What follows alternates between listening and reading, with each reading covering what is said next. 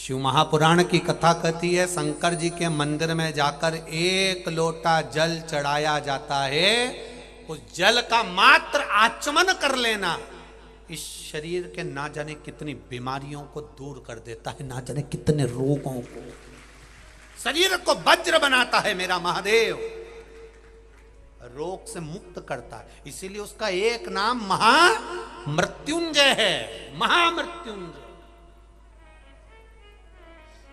जो मृत्यु पर भी विजय प्राप्त कर ले, जो मौत को भी जीत ले,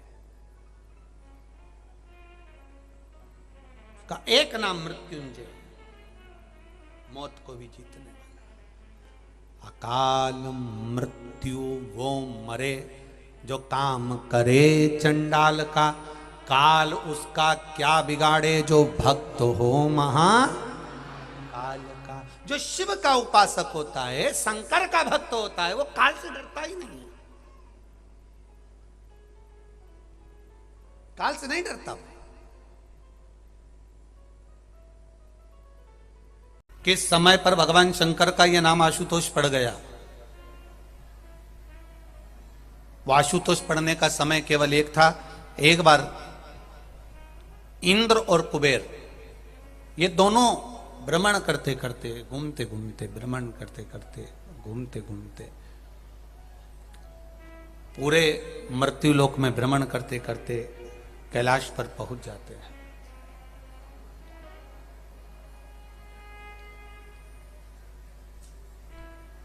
इंद्र को भी, इंद्र का यदि सिंहासन प्राप्त हुआ है तो मेरे देवाधिदेव महादेव के कारण प्राप्त हुआ है, और कुबेर को भी अगर कुबेर की सत्ता प्राप्त हुई है तो वह देवाधिदेव महादेव के कारण प्राप्त हुई है। इन दोनों को कुछ मिला है तो मेरे महादेव के कारण मिला है।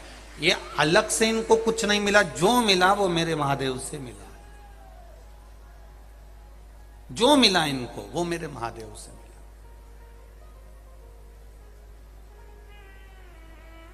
और जब मेरे देवाधिदेव महादेव दे देते हैं, देने के बाद उन्होंने कभी नहीं जताया कि मैंने तुमको दिया है। ठीक है, मत करिए कुछ भी।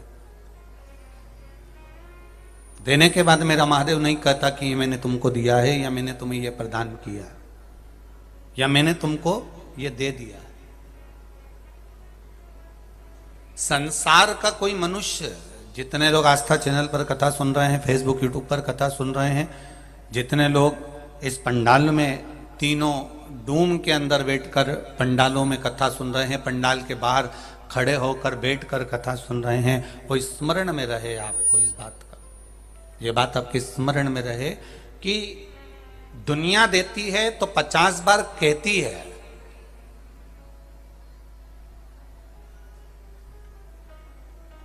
अगर दुनिया देती है तो 50 बार कहती है, पर मेरा महादेव जब देता है तो किसी से नहीं कहता, तुम कहते हो कि ये मेरे महादेव ने दिया है।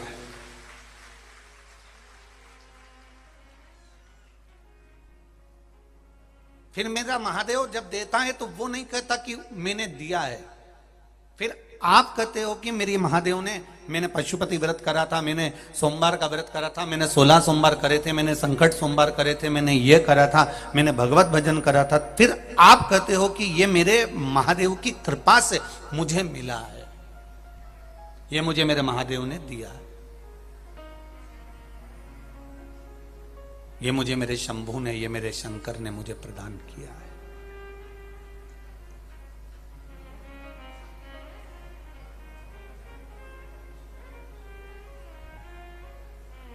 एक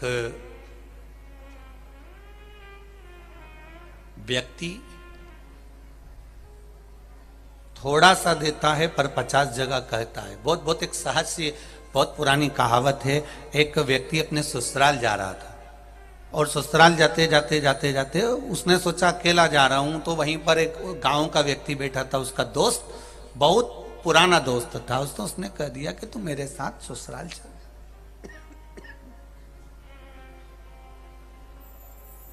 उसने कहा चल मेरे साथ तू ससुराल चल।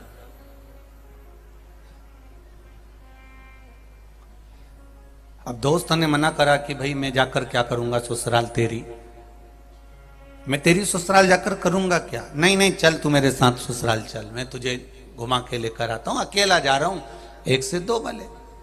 अब उसके मन में नहीं रहा गया तो उसने कहा चल अच्छा चल, पर चल तो दूंगा, पर मेरे पास में तो देख मैं शर्ट तो अच्छी पहना हूं, पर जो कुर्ता तो अच्छा पहना हूं, पर जो पजामा है ना वो बहुत गंदा हो रहा है, क्योंकि मैं खेत पे से आया हूं, ये जो मेरा पेंट है पजामा है ये बहुत गंदा हो रहा है।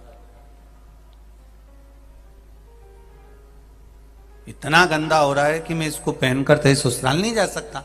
इतने में उस व्यक्ति ने गाड़ी में से अटैची खोली, बैग खोला और उसने अपना पजामा निकाल के उसको दे दिया कि ये पहन ले, ये अच्छा है, ले पहन, और उसने पहना दिया। अब दोनों ससुराल गए। अब जो जमाई था उसका आवभगत चालू हुआ, सत्कार चालू हुआ, ससुराल में खूब आनंद हुआ। आनंद होते होते एक इतने में ससुर जी को प्रणाम करा, ससुर जी ने भी खूब गले लगाया, जमाई साहब जमाई साहब जमाई साहब कहते हुए आदर करा, सम्मान करा। जमाई साहब के साथ में जो साथ में आया था तो ससुर ने पूछ लिया ये कौन है? मेरा दोस्त है, अकेला आ रहा था तो सोचा इसको ले चलूं, ये भी फालतू बैठा हुआ था। अब इसके मन में बड़ा बुरा लगा, बताओ मैं फालतू बैठा था? कोई बात नहीं, अब दोस्त तो है, कोई बात नहीं। फालतू बैठा था तो मैंने कहा चल, लिया आया इसको।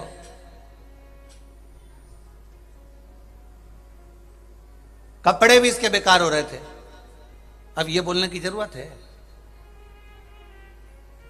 फिर मैंने कहा तेरा कुर्ता अच्छा लग रहा है, मैंने अटैची खोली, बैग खोला और मेरा अपना पजामा इसको दे दिया।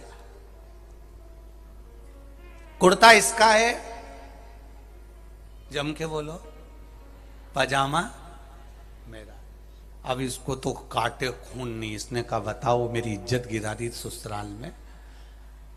अभी ये दोनों खाना खा के उठे, कमरे में गए, इतने में दोस्त ने दोस्त से कहा देख तेरे को अच्छे से समझा रहा हूं, मैं पहले ही कह रहा था मैं नहीं जाऊं, तू जबरदस्ती लेके आ गया, और ऊपर से तेरे ससुर के सामने कह रहा है कि कुर्ता इसका और पजामा मेरा है। तो शर्म नहीं आ रही कहते में है?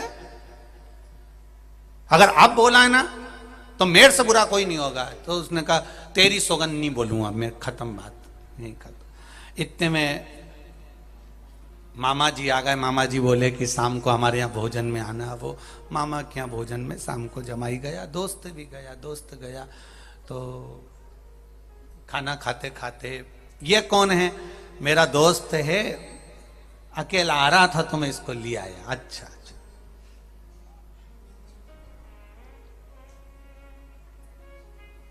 कुर्ता इसी का ही है।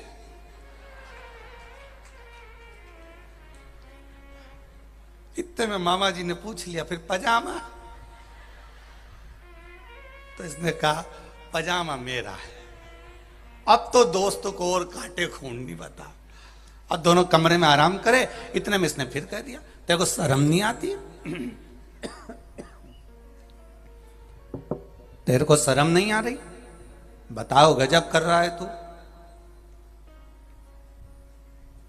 फिर तूने कह दिया कि पजामा मेरा है। तो उन्होंने पूछा तो तूने ये क्यों कहा कि कुर्ता इसका है? तो व्यक्ति पूछेगा तो सही कि पजामा किसका।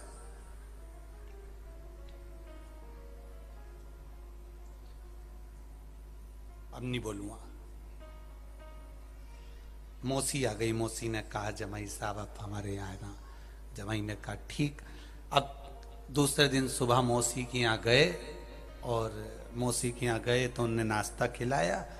मौसी ने पूछ लिया ये कौन है? कहा मेरा दोस्त है, अकेला आ रहा था तो मैं इसको उठा के बिठा के गाड़ी में ले आया, पर पजामे का कोई जिक्र नहीं होगा। अब पजामा बीच में।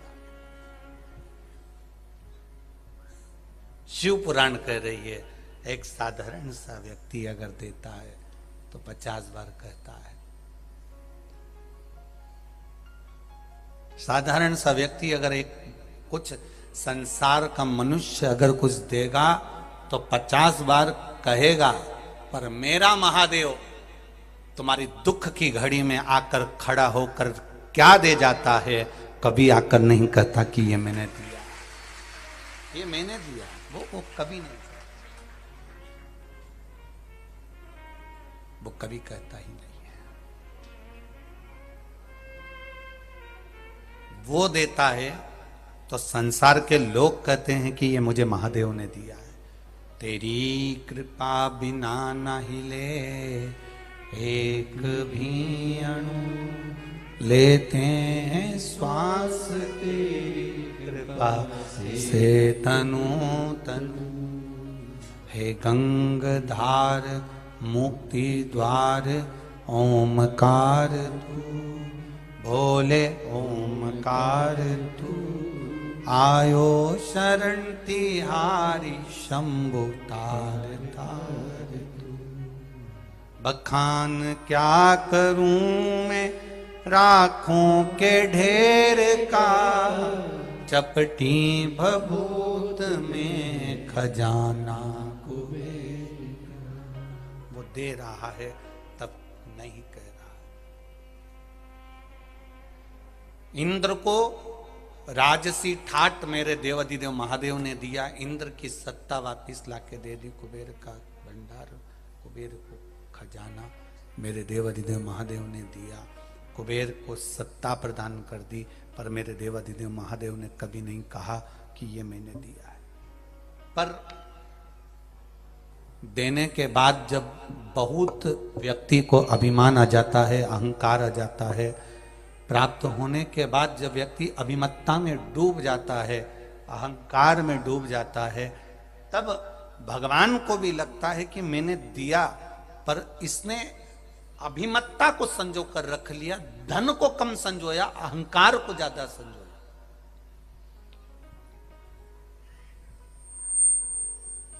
आप 5 बार पशुपति व्रत कर लिए, आप 3 बार पशुपति व्रत कर लिए, 4 बार पशुपति व्रत कर लिए, आपने 2 बार पशुपति व्रत कर लिए। मेरा माताओं से निवेदन है, भाइयों से निवेदन, आपने बेटियों से निवेदन है, भाइयों से निवेदन है, कितनी बार पशुपति व्रत करा? ये आपने करा। आपको अहंकार रखकर नहीं बोलना कि मैंने इतने व्रत कर लिए, तूने तो एक ही करा। ये अभिमान है हमारा। अगर हम पूजन का भी अभिमान कर रहे हैं तो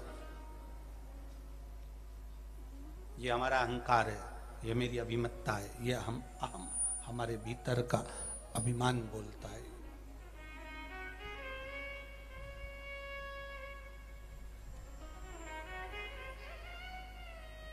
हमारे भीतर का अहंकार बोलता है।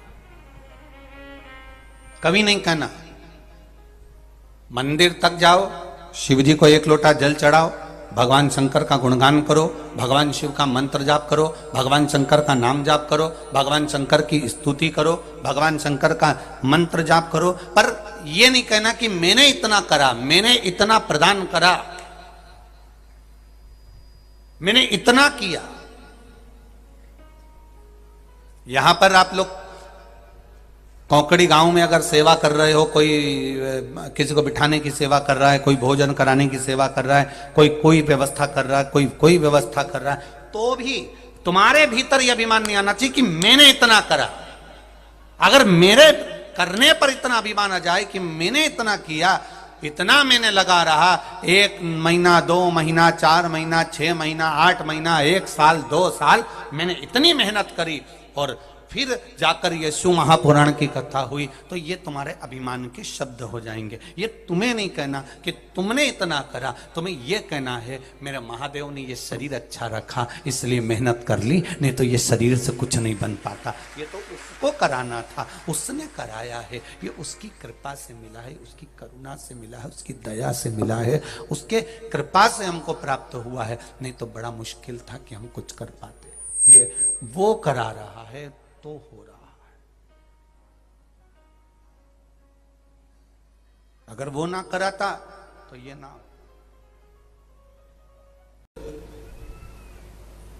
कठिनतम जीवन है मानव का, बहुत कठिनतम। और उस कठिनतम जीवन में भी कहीं अगर शिव महापुराण की कथा किसी ना किसी रूप में आपको और हमको मिल रही है,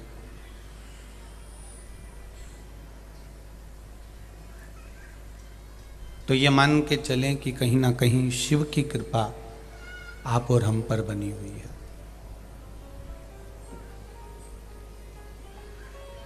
उसकी उदारता होती है, उसकी करुणा होती है, उसकी कृपा होती है, उसकी दया होती है, तब कोई महापुराण की कथा में पहुंच पाता है। 2 कदम भी चलकर हम अगर भगवान के द्वार तक पहुंचे हैं, परमात्मा की चौखट पहुंचे हैं, तो ये की कृपा से पहुंचे।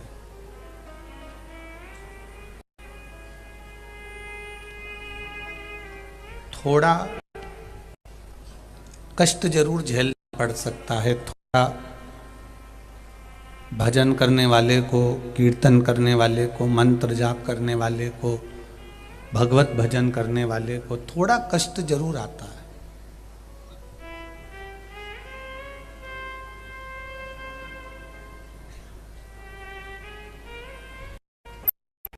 मेरे भोलेनाथ जी चाहें तो केवल एक डमरू की नाद कर दें, दुनिया का दुख क्षण में आपका दुख, केवल एक डमरू की नाद कर। पर डॉक्टर जो होता है ना, उसको मालूम है कि इसको बीमारी हो गई और इसको ये दवाई दे दी जाए और ये दवाई दे देंगे तो ये ठीक हो जाएगा, इस दवाई से इसको आराम लग जाएगा, इस दवाई से इसको आराम पहुंच जाएगा। डॉक्टर को मालूम है कि दवाई देंगे और इसको आराम मिल जाएगा। पर डॉक्टर जांच करवाता है, सारी जांचें डॉक्टर करवाएगा, क्योंकि उसको उस तक पहुंचना है।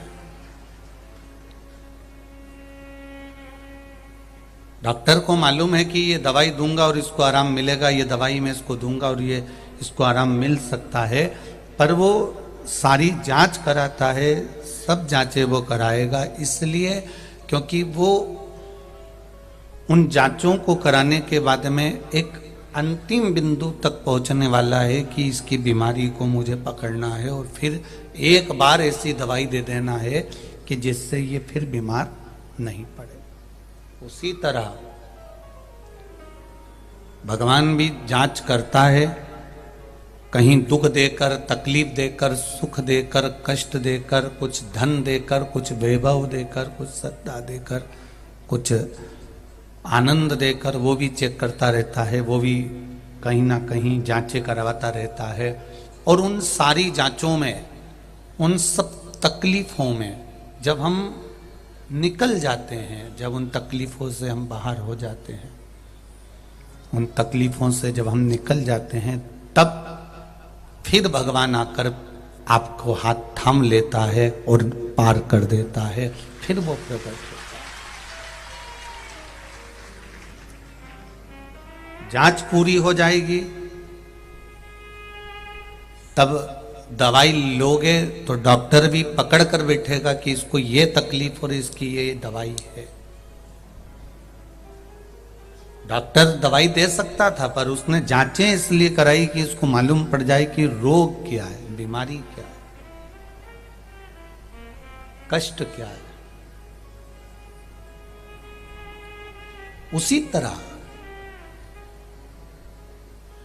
मेरे महादेव भी ये जांच करवाकर ये देखते हैं, सुख दुख देकर ये देखते हैं कि आखिर तकलीफ क्या है, इसको कष्ट क्या है, क्या रोग है, क्या बीमारी है, दुख क्या है इसका। हम जब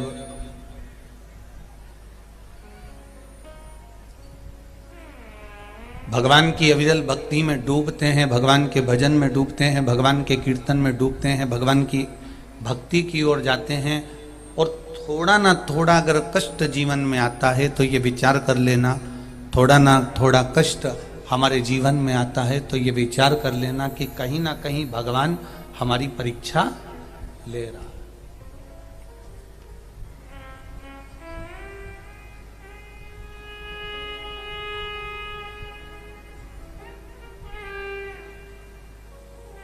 एक परीक्षा की घड़ी की बात आए तो एक पत्र आया है। उस पत्र में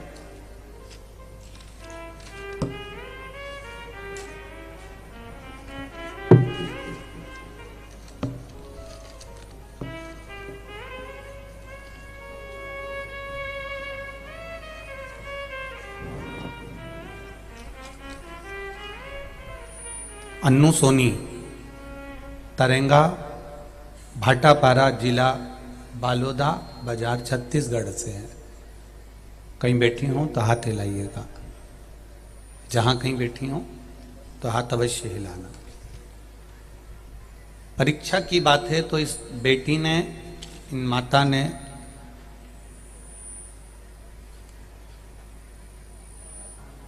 जिस मंदिर में मैं पशुपति व्रत करती हूं, उस मंदिर की जो जलाधारी है किसी ने खंडित कर दिया है। अब खंडित कर दिया तो मैं पशुपति उस जगह पर करती हूं, अब मैं करूं तो करूं क्या। कुछ दिन में शिवलिंग बदलना पड़ेगा, वो भी हम बदल देंगे, पर आपने कहा था कि एक ही शिवलिंग का पूजन करें। अब फोटो देखिए, जिस जलाधारी में केवल उस तोड़ने वाले ने केवल शिवलिंग को रखा, बाकी के जलाधारी को पत्थर से टुकड़े कर दिए। आप लोग एलसीडी पर, आस्था चैनल पर, फेसबुक यूट्यूब पर देख रहे होंगे। अब ये परीक्षा की घड़ी सामने आ गई। अब परीक्षा की घड़ी ये सामने आ गई कि अब मैं पूजन करूं तो करूं कैसे।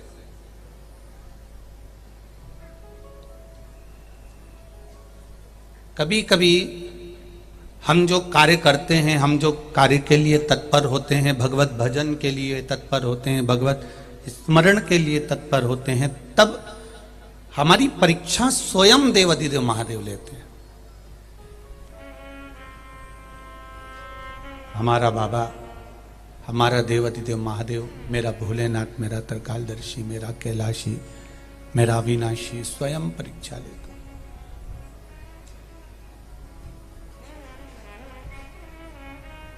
सुख भी वो दे रहा है, दुख भी वो दे रहा है,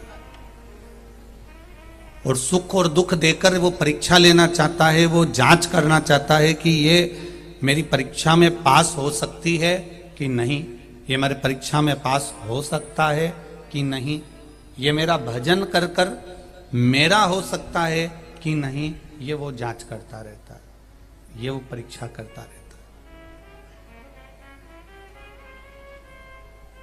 अब उस बेटी ने प्रश्न किया है कि अब मेरा पशुपति व्रत मैं करूंगी तो शिवलिंग टूट चुका है, शिवलिंग पूरा किसी ने पत्थर से जो जलाधारी थी वो पूरी तोड़ दी गई है। नंदी बैठा है, गणेश जी बैठे हैं, कार्तिकेय बैठे हैं, पर शिवलिंग है पर जलाधारी पूरी टूट चुकी है। अब मैं करूं तो करूं क्या। तो मेरा निवेदन है, अगर जलाधारी और शिवलिंग कोई बदल भी रहा है, क्योंकि खंडित हो गया है, कोई बदल भी रहा है या आप बदल रहे हो, उसके बाद अगर आप पूजन कर रहे हो, स्थान वही है, मंदिर वही है, जगह वही है, भूमि वही है, इसलिए तुम्हारे 2 व्रत भी हो गए तो तीसरा ही गिनाएगा। उसके बाद तुम जो करोगी वो तीसरा ही करोगे। उसके बाद करने वाला वो व्रत तीसरा ही रहेगा।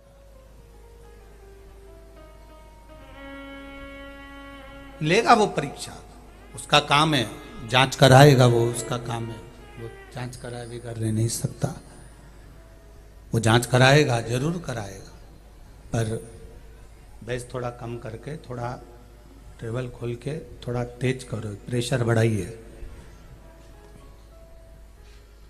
वो जांच करने में पीछे नहीं हटेगा।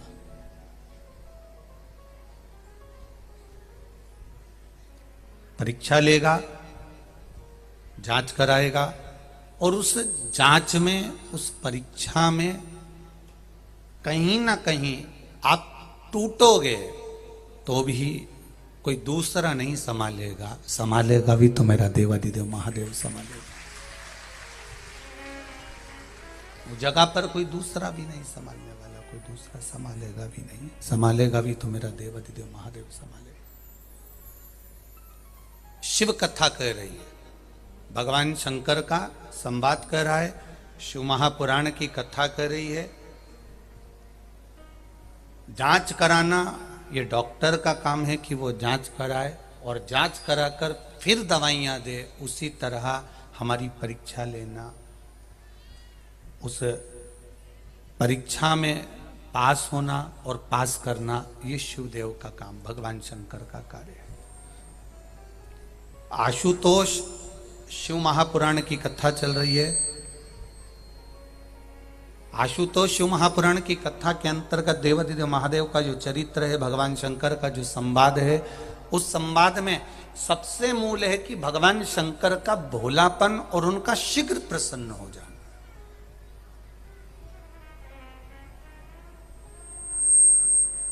एक उनका शीघ्र प्रसन्न हो जाना और एक उनका भोलापन।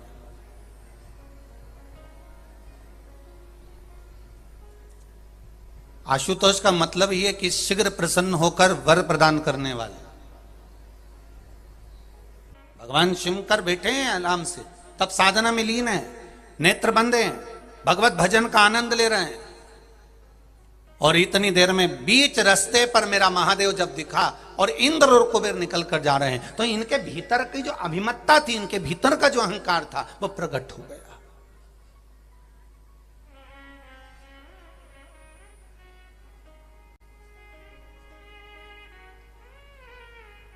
इनके भीतर का जो अभिमत्ता, इनके भीतर का जो अभिमान, इनके भीतर का जो अहम था, वो प्रकट हो गया। और वो अहंकार जब प्रकट हुआ, वो अहंकार, जरा विचार करिएगा, वो अभिमान, एक बार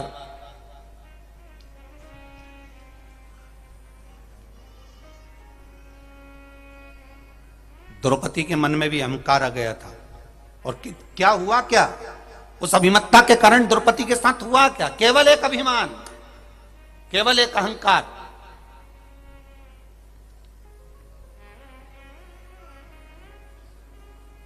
द्रौपदी के सम्मुख में भी आ गया था।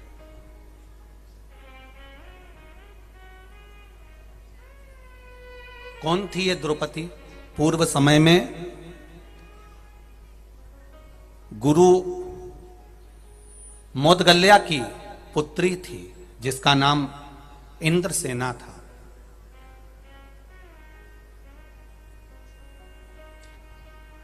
गुरु मोदगल्या की पुत्री नहीं, पत्नी थी, जिसका नाम इंद्रसेना था। और इंद्रसेना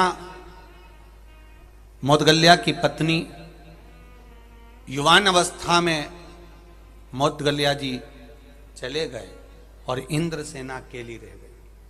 अब अकेली रह गई तो इसने विचार करा कि मैं करूं तो करूं क्या। ये शंकर भगवान की भक्ति में डूब गई। शिव जी के भजन करती, शंकर का गुणगान करती, शंकर के मंदिर जाती, शंकर की पूजन करती, शंकर की स्तुति करती, शंकर जी पे एक लोटा जल चढ़ाती, भगवान शंकर का गुणगान किया करती, भगवान शिव की भक्ति में डूबी रहती, भगवान शंकर के मंत्र जाप में डूबी रहती। ये इंद्रसेना मोदगल्या गुरु की धर्म पत्नी भगवान के भक्ति में डूब गई। पति गया और ये शिव भक्ति में डूबी।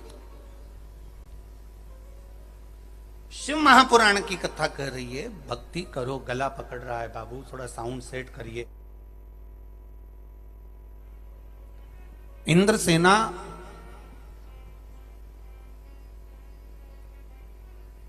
मोदगल्या गुरु के जाने के बाद में लग गई भगवान की सेवा में, भगवान के भजन में।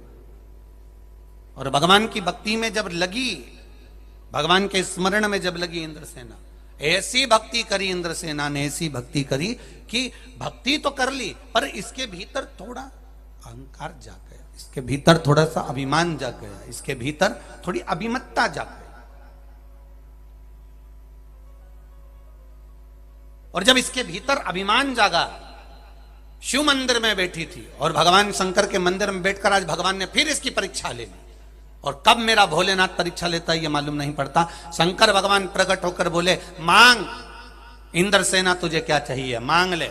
और ये अभिमान में परिपूर्ण थी। मैं इतनी बार आपका जल अभिषेक कर चुकी हूं, मैं इतनी बार आपको मना चुकी हूं, मैं इतनी बार व्रत कर चुकी हूं, मैं इतनी बार आपका भजन कर चुकी हूं, मैं इतनी बार आपका सत्संग कर चुकी हूं, मैं इतनी बार आपके मंदिर आ चुकी हूं। भगवान के सामने इंद्रसेना ने अपने पुण्य को गिना दिया। जरा बहुत ध्यान देना, आशुतोष शिव महापुराण की कथा कोकड़ी गांव में मिली है। आप लोग जरा ध्यान से सुनना, कहीं ये गलती हमसे तो नहीं हो रही कि हम पशुपति व्रत कर कर भगवान को गिना रहे हों, हम मंदिर जाकर भगवान को गिना रहे हों कि मैंने एक लोटा जल भगवान को चढ़ाया, मैंने ये काम भगवान के मंदिर में करा, मैंने भगवान के मंदिर में पोछा लगाया, मैंने भगवान के मंदिर में झाड़ू लगाई। कहीं हम भगवान के सामने जाकर ये अपने पुण्य को, अपने सत्कर्म को, अपने आनंद को हम गिना तो नहीं रहे। यहां तक शिव महापुराण की कथा कहती है कि जैसे जायसवाल परिवार कथा करा रहा है, पहले अग्रवाल परिवार ने रायपुर में कथा कराई, साहू जी ने, दिनेश साहू ने कराई थी सोहेल गांव में, फिर भाटापारा में भी कथा हुई, शर्मा परिवार कराए। तो हम हर जगह एक बात जरूर कहते हैं, कथा करवाने के बाद में भूल जाना कि हमने क्या खर्च करा, क्या करा, क्या नहीं करा, कितने लोगों को भोजन कराया, कितने लोग आए, हमने उनको चाय पिलाई कि भोजन कराया कि पोया खिलाया कि हमने उसको क्या खिलाया, हमें भूल जाना। उसके बाद में डायरी उसके पास में है, तुम अपनी डायरी से वो पेज फाड़ देना कि मैंने इतना खर्च करा, अब लिख के वो रखेगा कि देना कितना है। हमें नहीं लिखना है, लिखकर वो रखेगा कि हमको देना कितना है, प्रदान कितना करना, हम क्या देना चाहते हैं, हम क्या प्रदान करते हैं।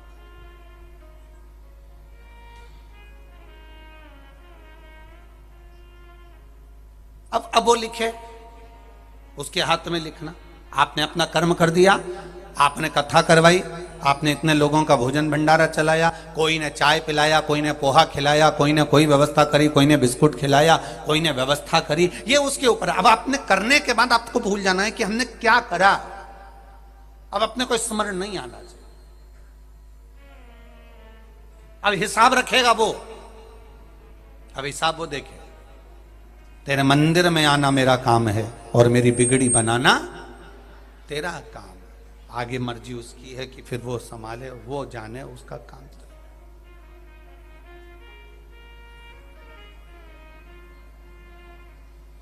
मैंने तेरे ही भरोसे ओ बाबा, तेरे ही भरोसे हवा बिच उड़ती जावागी, बाबा डोर कटी जावागी, भोले मैं तेरी पतंग, शंभो मैं तेरी पतंग, हवा बिच उड़ती जावागी, बाबा डोर हत्तो छड़ी नामे कटी जावागी। द्रौपदी ने भगवान शंकर के सामने शिव जी को गिनाना चालू करा, मैंने ये करा, मैंने वो करा, मैंने आपका, मेरे पति के जाने के बाद मैं आपके भजन में डूब गई, मेरे पति के जाने के बाद मैं आपके कीर्तन में डूब गई, मेरे पति के जाने के बाद मैं नाम में डूब गई, मेरे पति के जाने के बाद मैं आपकी भक्ति में डूब गई। शिव जी को गिनाना चालू करा, तब शंकर भगवान जान गए कि इसके भीतर थोड़ा सा अभिमान प्रकट हो गया, थोड़ा सा अभिमान।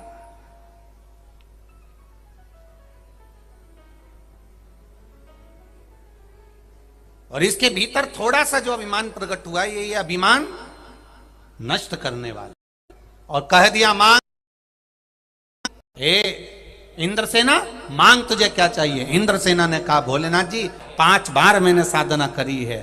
तो शंकर भगवान ने भी कह दिया, 5 ही वर मांग ले, तुझे क्या चाहिए। इतने में इंद्रसेना कहती है, मेरा तो एक ही वर मूल है, पति मिले, सुंदर मिले, पति मिले, ज्ञानवान मिले, पति मिले, वीर मिले, पति मिले, धैर्यवान मिले, पति मिले, दिग्विजय करने वाला मिले, पति मिले, आनंद करने वाला मिले। 5 बार मुख से बोल दिया, अहंकार को रखकर बोल दिया कि पति पति मिले, पति मिले, पति मिले। तो देवता, देव अधिदेव महादेव तो खुश हो गए। उनने कहा, जितनी बार तू बोली जा उतनी ही मिले, जा, जितनी बार तू बोली है उतना ही मिले तेरे को। अब ये इसके भीतर का भाव था, ये इसके भीतर का।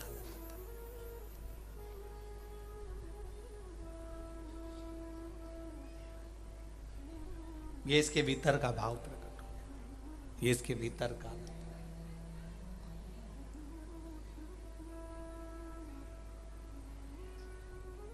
कहा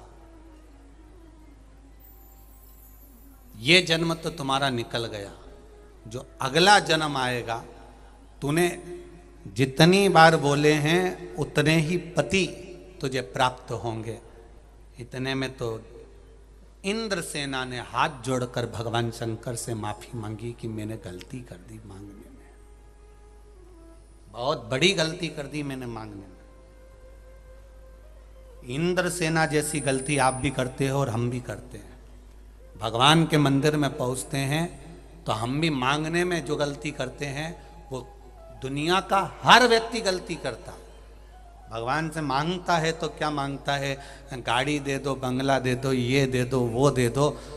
शिव कथा कर रही है, भोलेनाथ के चरणों में जाना, शिव जी के चरणों में जाना, एक लोटा जल चढ़ाना, एक बेलपत्री चढ़ाना, एक चावल का दाना चढ़ाना, या एक फूल की पंखड़ी भी अगर आप भगवान शंकर को दे रहे हो तो मांगने में केवल धन दौलत संपदा मत मांगना। बाबा से कहना, बाबा हर घड़ी, हर पल, हर क्षण बस आप मेरे साथ रहना और कुछ भी नहीं चाहिए, क्योंकि वो साथ रहेगा तो दुख आएगा ही। अगर वो हमारे साथ में है, वो हमारे साथ चल रहा है, वो हमारे साथ में चल रहे हैं, वो हमारी हर पल, हर घड़ी, हर क्षण यदि हमारे साथ है तो फिर दुख नहीं आ सकता।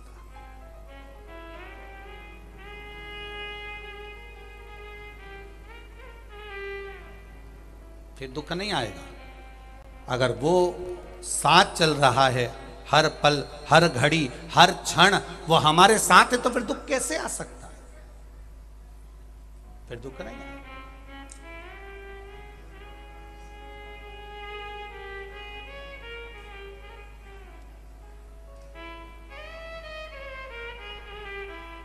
फिर क्यों आएगा दुख महाराज?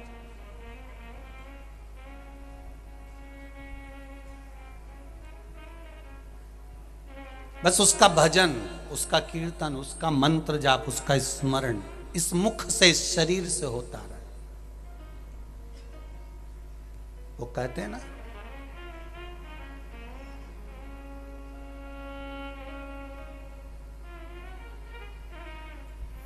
अपनी तकदीर का ताला खोलते चलो, श्री शिवाय नमस्तुभ्यं बोलते चलो, श्री शिवाय नमस्तुभ्यं बोलते चलो। अपनी तकदीर का ताला खोलते चलो, श्री शिवाय नमस्तुभ्यं बोलते चलो, श्री शिवाय नमस्तुभ्यं बोलते चलो। शिव भोला है भंडारी, जग का पालनहारी, शिव भोला है भंडारी, वो जग का पालनहारी, सबके दुखड़े हर लेता, हर जीव में उसकी छाया, सबके दुखड़े हर लेता, हर जीव में उसकी छाया। अपने दुखड़ों को शिव के चरणों में छोड़ चलो, अपने दुखड़ों को शिव के चरणों में छोड़ चलो, श्री शिवाय नमस्तुभ्यं बोलते चलो, श्री शिवाय नमस्तुभ्यं तुम बोलते चलो। अपनी तकदीर का ताला तुम खोलते चलो, अपनी तकदीर का ताला तुम खोलते चलो, श्री शिवाय नमस्तुभ्यं तुम बोलते चलो, श्री शिवाय नमस्तुभ्यं तुम बोलते चलो। समझाना बड़ा मुश्किल था, आखिर अपनी जगह बैठकर भगवान के मंत्र का जाप करते हुए, मूल जाप का स्मरण करते हुए, भगवान शंकर के मूल मंत्र का जाप करते हुए भगवत नाम की ओर, अग्रणता की ओर अग्रसर होते हुए, भगवान शंकर के मूल मंत्र का जाप करते हुए, भगवान शिव से अपने हृदय की बात, अपने दिल की बात कहते हो। भाव से बैठो अपनी जगह और दिल से कहो मेरे देवाधिदेव महादेव, श्री शिवाय नमस्तुभ्यं, श्री शिवाय नमस्तुभ्यं, श्री शिवाय नमस्तुभ्यं, श्री शिवाय नमस्तुभ्यं, श्री शिवाय नमस्तुभ्यं, श्री शिवाय नमस्तुभ्यं।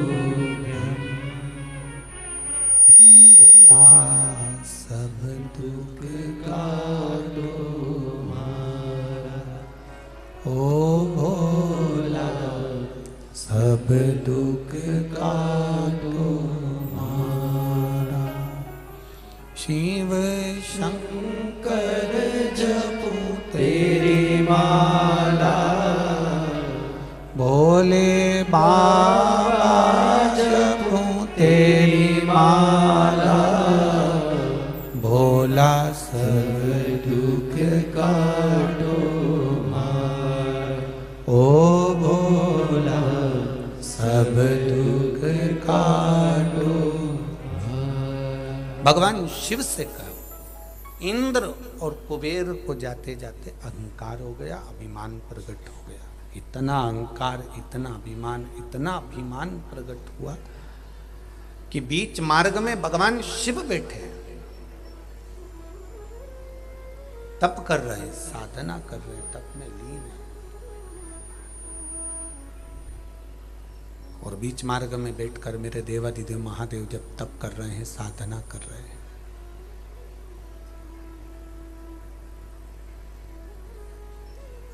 तब साधना में जब मेरे देवाधिदेव महादेव लीन है, कुबेर जी ने इंद्र से कहा, बीच में कोई बैठा है, एक मार्ग के चक्कर में, एक रास्ते में बैठने के चक्कर में, जरा विचार करिएगा, पितरों की 3 बेटियों को श्राप लग गया था और उनको पृथ्वी पर आना पड़ा था।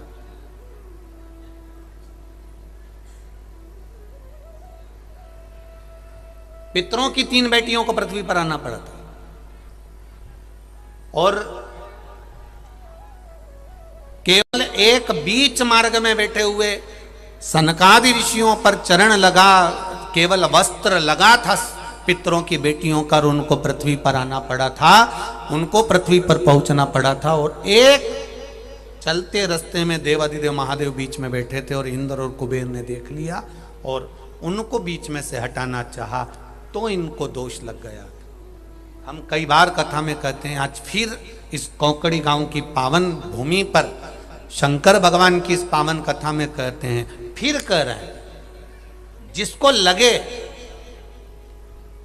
कि मुझे 1 बजे से 4 बजे तक कथा है और मुझे 2 बजे घर जाना है या 3 बजे घर जाना है, तो हम पहले भी कथा में कहते आए, आज फिर कह रहे हैं। और जितने लोग आस्था चैनल पर सुन रहे हैं, जितने फेसबुक यूट्यूब पर सुन रहे हैं, तुम 3 बजे तुम्हें घर जाना है तो तुम्हें सबसे आखिरी में जाकर बैठना चाहिए, जिससे किसी को तुम्हारा पाँव ना लग जाए, तुम्हारा कपड़ा ना लग जाए, तुम्हारा वस्त्र ना लगे। और तुम्हें आना भी देर से, 1 बजे कथा चालू होगी, टीवी पे देख लेगी, फिर आराम से गाड़ी में बैठकर चलोगे, 4 लोगों को इधर लात मारोगे, 4 को उधर लात मारोगे, इतना बड़ा पट्टा टांग कर वीआईपी बनकर आकर लोगों को धक्का मारते हुए बैठोगे, ये श्रेष्ठता नहीं। ऐसी कथा सुनने से ना तो कोई फायदा होता है और ना कोई लाभ मिलता।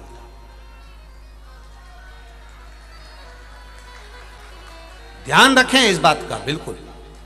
कितनी सुंदर बात कही है। पितरों की 3 बेटियों का केवल वस्त्र लगा था, केवल वस्त्र। सनत कुमार बैठकर कथा सुन रहे थे, सनकादि ऋषि बैठकर तुमरुका जी के मुख से कथा का वाचन हो रहा था शिव पुराण का, और तीनों देवियां चलती चलती उनका कपड़ा केवल सनत कुमार सनकादि ऋषियों से छू गया था। इतने में तो सनत कुमारों ने कहा, हमारे प्रवचन सुनने में, कथा सुनने में तुमने विघ्न डाला है, बीच में से निकल कर जा रहे हो, किसी को तकलीफ दे रहे हो। वो दिल से कथा सुनने के लिए आया है, दिल से 3 घंटा कथा का रसतत्व ग्रहण करने आया है, उसके बीच में से बार बार निकल कर जा रहे हो, तो ये तुमको दोष है, इसको तुम्हें भोगना पड़ेगा, ये तुम्हें भोगना है।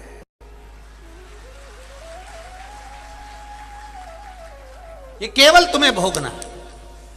अगर आए हो 1 बजे कथा चालू हो रही है, तुम इतने आनंद में हो, तो 9 बजे जाकर बैठ जाओ, 10 बजे जाकर बैठ जाओ, और कथा पूरी हो तब तक मेरा आसन नहीं छोड़ूंगी, कथा सुनूंगी। मालूम पड़े इधर से निकल गए, उधर से निकल गए, 4 लोग कथा सुन रहे हैं, किसी को पाँव लग रहा है, कौन के दिल में क्या बैठकर वो कथा सुन रहा है, बाबा से क्यों आया इतनी दूर से, क्यों इतना रुपया खर्च करके यहाँ तक पहुँचा है, कुछ दिल में बाबा से मांगने आया होगा, और उसके भीतर तुम बार बार बार बार जरा सा फिर चल दिए, फिर चल दिए, फिर चल दिए, फिर चल दिए, तो इसमें मेरा बाबा स्वीकार नहीं कर सकता। बहुत सावधानी की जरूरत है शिव महापुराण में। तुम्हें जल्दी जाना है, सबसे आखिरी में बैठो, तुम्हारा कोई काम है तुम पीछे जाकर। हम यहां तक शिव पुराण में कहते हैं कि कार्यकर्ता भी, तुम यह मत सोचना कार्यकर्ता हूं, कार्यकर्ता भी कार्य करें, पर एक निवेदन है कि तुम दूसरी बार कथा कब सुनोगे, तुम्हारे गांव के कार्यकर्ता हो, तुम भी कहीं एकांत में बैठकर 3 घंटा की कथा सुन लेना, बाबा की कृपा मिल जाए। हो कार्यकर्ता, मेहनत कर रहे हो, मना नहीं है, पुलिस प्रशासन के भी लोग लगे हुए हैं, नगर पालिका के भी लोग लगे हुए हैं, सेवा करने में लगे हुए हैं, गवर्नमेंट के लोग भी सेवा कर रहे हैं, उनसे भी निवेदन है करो सेवा। 3 घंटे तक सब नीचे बैठ जाते हैं, तब आप लोगों को भी मौका मिलता है 2 क्षण की आवाज आपके कानों में पहुंच जाए। 3 घंटे के लिए लोग हजारों किलोमीटर दूर से आकर बाबा की केवल दर्शन और कथा चाहते हैं। ऐसा तत्व हमारे भीतर प्रवेश कर, क्या देगा मेरा भोलेनाथ, ये तो 3 महीने में आपको मालूम पड़ेगा। जो झोली लेकर आए हो खाली नहीं जाएगी, वो भर कर भेजता है, वो खाली नहीं भेजता। बस उसको दिल से सुनना और दिल से धारण करना,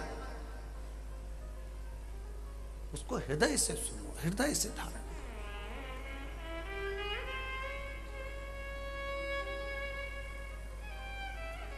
आपकी चित्त वृत्ति में परमात्मा को उतारो।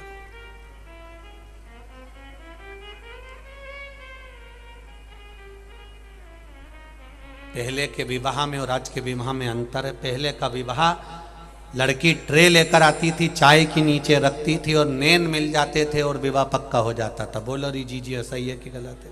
आज का विवाह लड़की को लड़का दिखाओ, लड़के को लड़की दिखाओ, दोनों का ब्याह पक्का हो जाए, होटल में खाने जाएं, मिलें, 8-8, 10-10 घंटा मोबाइल से लगे रहें, शादी हो जाए और 6 महीने में तलाक भी हो जाए। ये आज का विवाह है। तो 2 क्षण 3 घंटे की कथा में 1 क्षण ऐसा आता है जिस क्षण में आपके भीतर मेरा बाबा बैठता है और बाबा के भीतर आप बैठते हो और सब मिल जाता है। 3 घंटे की कथा में 1 क्षण ऐसा आ जाता है, 1 क्षण। और 3 घंटे भी कथा काय को खाएं, आधा घंटा तो मूछ वाला ले जाता है, बचा 2.5 घंटा। उस 2.5 घंटे की कथा में भी आप अगर उसको लगन नहीं लगा सके, उससे नहीं मिल सके, तो फिर बेकार है जीवन। फिर क्यों हम आए? तुझसे मिलने के लिए तेरी कसम, एक मुलाकात जरूर है, बस 1 क्षण का मिलना मेरे बाबा से, 1 क्षण का। गलती हो गई, कुबेर ने इंद्र से कह दिया ये बीच में जो बैठे हैं, कुबेर ने इंद्र से कह दिया ये बीच में जो बैठे हैं ये देवाधिदेव महादेव है।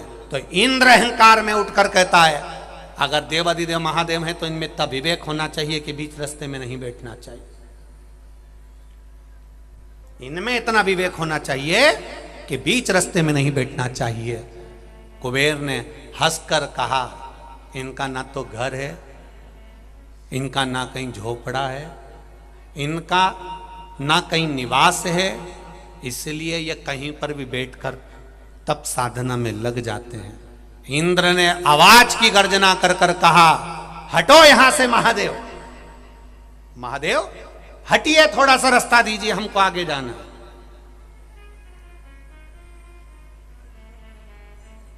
हटो यहां से।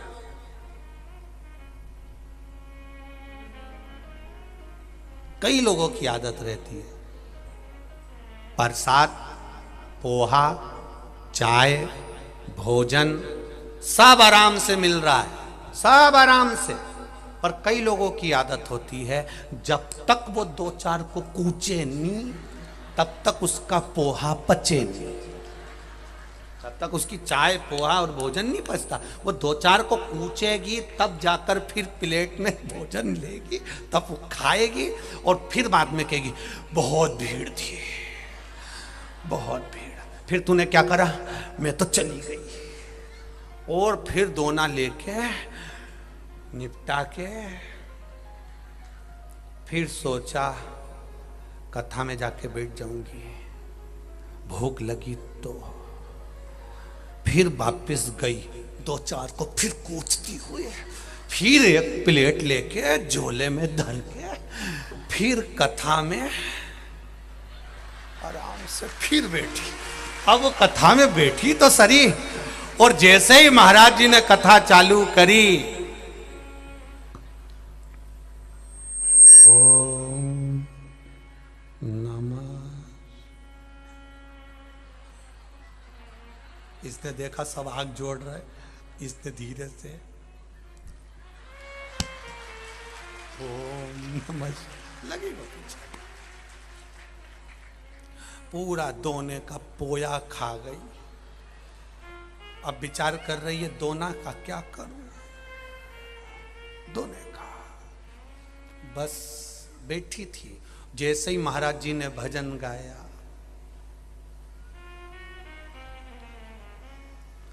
अपनी किस्मत का ताला खोलते चलो, श्री शिवाय नमस्तुभ्यं। और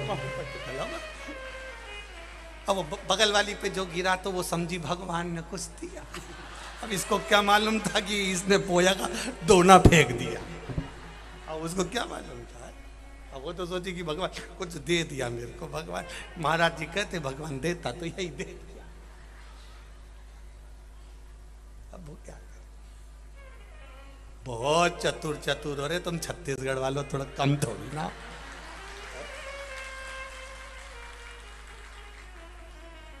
सबले बढ़िया छत्तीसगढ़िया, और इतने बढ़िया कि पोहा का दोना उधर पड़िया। हर हर शिव कथा कह रही है, बीच मार्ग में देवादिदेव महादेव बैठे, तो इंद्र उनकी गलती गिना रहा है। इंद्र ने कहा इनके पास में घर नहीं है, इनके पास में झोपड़ा नहीं है, इनके पास में मकान नहीं है, बीच रास्ते में बैठ गए। अब सोचा बीच रास्ते में बैठे, हटो महादेव हटो, महादेव हटते नहीं है, महादेव नहीं हटे। आ गया इंद्र को क्रोध। जिसको अहंकार होता है, अभिमान होता है, उसको क्रोध, जरा सी जगह नहीं मिले, बैठने की व्यवस्था नहीं मिले तो उसको क्रोध आ जाता है। जब क्रोध आए समझ लेना कहीं ना कहीं अहंकार प्रकट हो रहा है, अभिमान सामने आ रहा। कहीं पर भी शिव पुराण की कथा सुनने के लिए जाओ, वहां पर ऐसी शांति से बैठना, गुस्से को, अहंकार को, अभिमान को, तुम्हारी सत्ता को, तुम्हारे वैभव को, तुम्हारे राजसी सिंहासन को, तुम चाहे कुछ भी हो, वो पूरी प्रतिष्ठा सत्ता घर छोड़कर तब शिव महापुराण की कथा में पहुंचो कि हम भगवान के भक्त बनकर जा रहे हैं, हम कोई राजा बनकर या नहीं जा रहे, हम भक्त बनकर। आ गया इंद्र को क्रोध, और क्रोध कभी भी प्रकट हो सकता है। क्रोध का कोई समय नहीं होता प्रकट होने का, क्रोध आ सकता।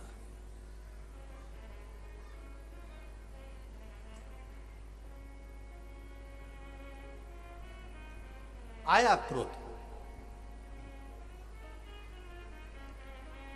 और ऐसा क्रोध प्रकट हुआ, ऐसा क्रोध प्रकट हुआ, इंद्र ने वज्र उठा लिया केवल महादेव को हटाने के लिए।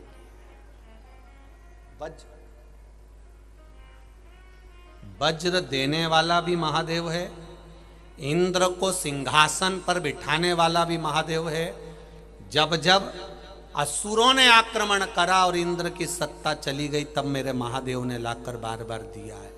और आज वो इंद्र महादेव को हटाने के लिए वज्र उठा रहा है। पिता को समझना, माता को समझना, ये दुनिया के बस की बात नहीं है मेरी बहनों। ए मेरी छत्तीसगढ़ की जीजियो और मेरे छत्तीसगढ़ के जी जाओ, अच्छे से सुन लेना। माता पिता को जानना ये बहुत कठिन विषय है। माता पिता को पहचानना बहुत कठिन विषय है। बड़ी बहू को लगता है कि सास छोटी को ज्यादा चाहती है, छोटी को लगता है कि सास बड़ी को ज्यादा चाहती है। पर सास से पूछा जाए कि तुम किसको चाहती हो, सास कह दे कि मैंने दोनों बेटों को बराबर का दूध पिलाया है, मेरी दृष्टि में दोनों बेटे बराबर हैं। सास की दृष्टि में कोई बड़ा नहीं, कोई छोटा नहीं। सास की दृष्टि में कोई बड़ा नहीं, कोई छोटा नहीं, सास की दृष्टि में सब बराबर। दृष्टि में भेद हमारा हो गया और हमारी दृष्टि में भेद होता है, इसलिए हमको भेद नजर आता है। कई पत्नियां अपने पति से कह देती हैं, देख लो तुम्हारी मम्मी को, देख लो वो इतना चाहती है छोटे वाले को और तुम्हें रत्ती भर का नहीं चाहती। ये धीरे धीरे स्लो पॉइजन 24 घंटा देती रहती है। फिर एक दिन वो स्लो पॉइजन इसके दिमाग में बैठ जाता है और उसको ये लगने लगता है कि मेरी माँ छोटे को ज़्यादा चाहती है, उसको लगने लगता है मेरी माँ बड़े को ज़्यादा चाहती है, उसको लगने लगता है कि मेरे पिता मंझले को ज़्यादा चाहते हैं कि संजले को ज़्यादा चाहते हैं। पर माता पिता की दृष्टि में कोई बड़ा कोई छोटा नहीं होता, माता पिता की दृष्टि में सब बराबर होते हैं। माता पिता की दृष्टि में कोई बड़ा नहीं, कोई छोटा नहीं, माता पिता की दृष्टि में सब बराबर हैं। पिता की जायदाद के बराबर के हिस्सेदार हो तो माता के स्तनपान के भी तुम बराबर के हिस्सेदार हो। जितना उसने दूध पिया उतना तुमने पिया है। ये दृष्टि की भेदता कहीं ना कहीं हमारे द्वारा प्रकट करी गई। ये दृष्टि की भेदता हम लोग प्रकट करते हैं। कई लोग सनातन धर्म को तोड़ने वाले दिन रात तुमको भरते रहते, 24 घंटा भरते हैं। हनुमान जी तो है ही नहीं, राम जी तो है ही नहीं, गणेश जी तो है ही नहीं, शंकर जी तो है ही नहीं, बाद में कह देंगे तुम्हारा बाप तो है ही नहीं। ये दिन भर भरते हैं जो सनातन धर्म को तोड़ने वाले होते, 24 घंटा भरेंगे। इनका एक ही काम है, तुम्हारे घर में आके बैठेंगे और आके बैठने के बाद तुमको धीरे धीरे स्लो पॉइजन देते रहेंगे। क्यों पूजन कर रहे हो, क्यों अगरबत्ती लगा रहे हो, क्यों धूप बत्ती लगा रहे हो, क्यों ब्राह्मण को घर में बुला रहे हो, क्यों अनुष्ठान करवा रहे हो। ये दिन भर स्लो पॉइजन देंगे। और ऐसे स्लो पॉइजन वालों के लिए एक ही जवाब है, खुलकर बोल दो उनसे, हम तेरे पास में राय लेने नहीं गए कि हम किसको पूजें, हमारी मर्जी। सनातन धर्म में पैदा हुआ हूं, हिंदू धर्म में पैदा हुआ हूं, इसलिए पूजन मेरी मर्जी से करूंगा। ये मेरी मर्जी है कि मैं भगवान का आराधना कर रहा हूं, मैं किसी दूसरे धर्म में झूठन खाने नहीं जाऊंगा।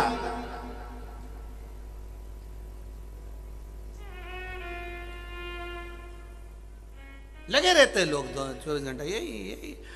एक बार पहले हमने छत्तीसगढ़ के एक अखबार में पढ़ा था, कसम दिलवा दी, हम गणेश जी के नहीं मानेंगे, हम शंकर जी के नहीं मानेंगे, हम राम जी के नहीं मानेंगे। एक दिन तुमसे कह देंगे तुम अपने बाप को भी मत मानना, कह देंगे। और फिर उनसे पूछना हमारा जन्म कहाँ से हुआ, फिर वो तुम्हें धीरे से कहेंगे तुम ऊपर से टपक गए थे, कहीं से नहीं हुआ। तोड़ने वाले तोड़ेंगे, मां कभी भेद नहीं करती, पिता कभी भेद नहीं करता, गुरु कभी भेद नहीं करता। अगर जो गुरु अपने शिष्य से भेद करता है उसका जीवन नरक जैसा होता है। युद्ध देख लीजिए महाभारत का, कौरवों की ओर से युद्ध लड़ रहे हैं गुरु, और पांडव एक और खड़े हुए हैं। तुम गुरु थे, मना कर देना था कि मैं गुरु हूं, मैं नहीं लड़ सकता, मेरे लिए पांडव भी बराबर है और कौरव भी बराबर है। आखिरी में उन गुरुओं के प्राण गए, उनकी औलादों के भी प्राण गए। भेद मत करो। क्यों भेद करना?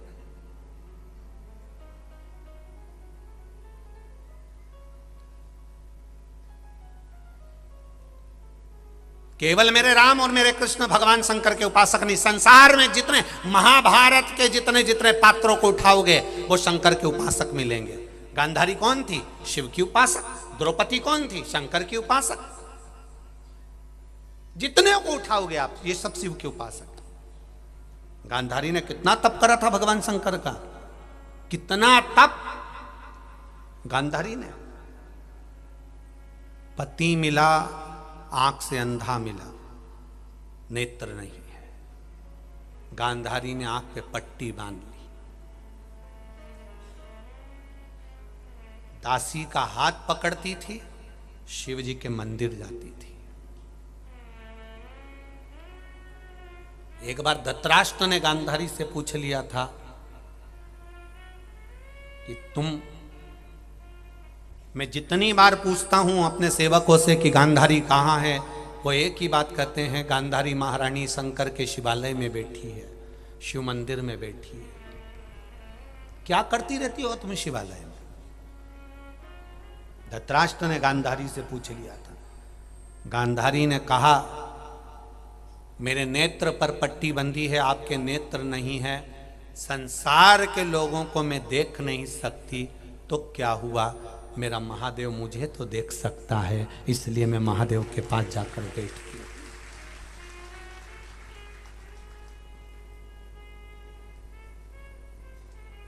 वो महादेव देख रहा है ना मुझे, बस बहुत है उतने। धृतराष्ट्र ने एक दिन गांधारी से पूछा, क्या तुम्हें महादेव ने कभी दर्शन दिया है? तुम्हें कभी महादेव ने दर्शन दिया? गांधारी बोली, मेरे कहां ऐसे भाग्य जो मेरा महादेव मेरे सामने आ जाए। मेरे भाग्य ऐसे कहां है जो मेरा महादेव मेरे सामने आ जाए। तुम्हें अभी तक महादेव नहीं मिले एक बार भी? नहीं। तुम्हें दर्शन देने नहीं आए? नहीं। तो फिर धृतराष्ट्र ने कहा, फिर महादेव के मंदिर जाके बैठती हो तो महादेव तो मिलते नहीं तुमको, और अगर महादेव नहीं मिल रहे तुमको तो तुम मंदिर में जाके बैठती क्यों? गांधारी के शब्द सुनना, जो शब्द तुम्हारे सामने भी कई बार आए होंगे कि जब शिव जी तुम्हारी नहीं सुन रहे, शंकर भगवान तुम्हारे सामने प्रकट नहीं हो रहा है, तो तुम शंकर जी के मंदिर क्यों जाती हो? तुम शिवालय क्यों जाती हो? शंकर के दरवाजे पर क्यों जाती हो? घर के लोग तुमसे कहेंगे कि मंदिर जाकर क्या करती हो? क्यों जाती हो? किस लिए? जब शंकर प्रकट ही नहीं हो रहा है, सुन ही नहीं रहे, तुम्हारी मुराद ही पूरी नहीं कर रहे, तो क्यों जाती हो? गांधारी ने शब्द कहा, मेरी माताओं के मुख पर भी वो शब्द होना चाहिए, नवयुवक बेटे और बेटियों के मुख पर भी वो शब्द होना चाहिए। जब लोग कहें कि मंदिर जाकर क्या मिलता है, क्यों जाते हो, भगवान तो मिलता ही नहीं है, भगवान तो प्रकट होता ही नहीं है, भगवान तो सुनता ही नहीं है, उस समय पर तुम्हारा शब्द होना चाहिए जो गांधारी ने कहा। क्यों जाते हो?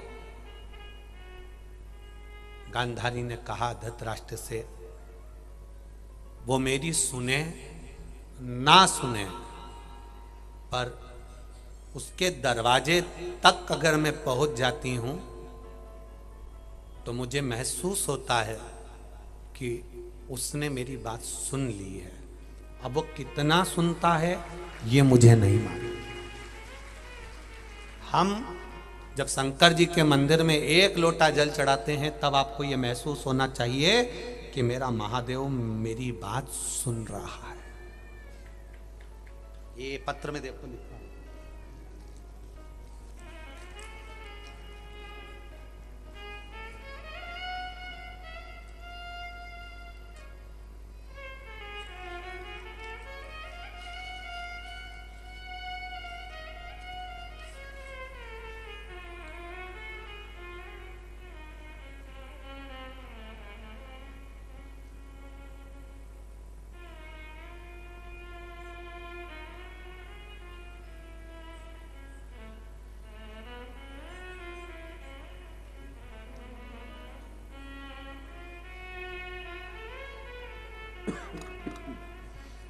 पत्र देखिए, लिखा है, मैं दीपशिखा चौबे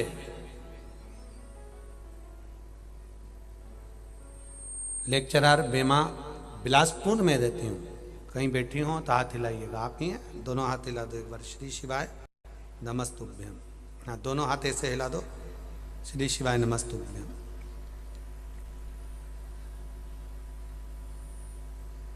गुरुदेव, मेरा एक पुत्र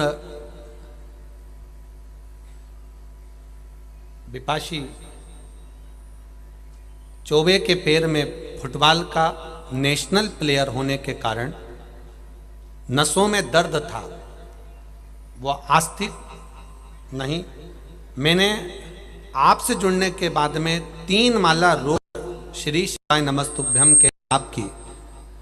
छत्तीसगढ़ डॉक्टरों ने इस बीमारी को, उसके पांव में जो दर्द था, नाड़ी का एक रोग हो गया था, उसके कारण डॉक्टरों को दिखाया।